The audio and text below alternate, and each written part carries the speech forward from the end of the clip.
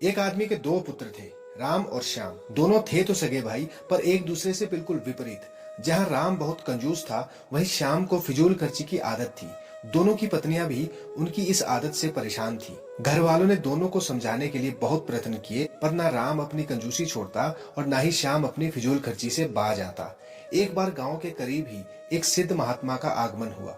पिता ने सोचा क्यों ना उन्हीं से इस समस्या का समाधान पूछा जाए, और अगले ही दिन वे महात्मा के पास पहुंचे।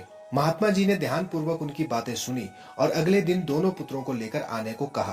पिताजी तय समय पर पुत्रों को लेकर पहुंच गए। महात्मा जी ने पुत्रों के सामने अपनी बंद मुट्ठियां घुमाते हुए कहा, बताओ, यदि मेरा हाथ हमेशा के लिए ऐसा ही हो जाए तो कैसा लगेगा? पुत्र बोले, ऐसे में तो ऐसा लगेगा जैसे कि आपको कोढ़ है। फिर महात्मा ने अपनी हथेलियों को फैला दिया और उनसे पूछा कि अगर मेरे हाथ हमेशा के लिए ऐसे हो जाए तो कैसा लगेगा? पुत्रों ने कहा कि तब भी यही लगेगा कि कोढ़ है। तब महात्मा जी गंभीरता से बोले, पुत्रों, यही मैं तुम्हें समझाना चाहता हूँ। हमेशा अपनी मुट्ठी बंद रखना यानी कंजूसी दिखाना, या हमेशा अपनी हथेली खुली रखना यानी फिजूल खर्ची करना एक तरह का कोढ़ ही तो है।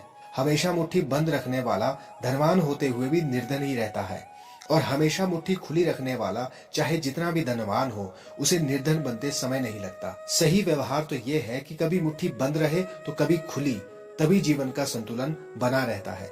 पुत्र महात्मा की बात समझ चुके थे।